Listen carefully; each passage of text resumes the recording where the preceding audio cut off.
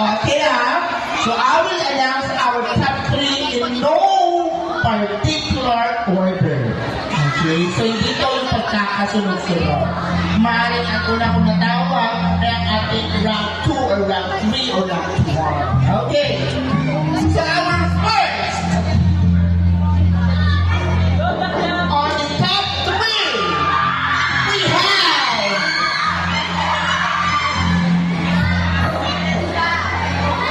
wait, baka makalang Miss Universe ako. I will just look first.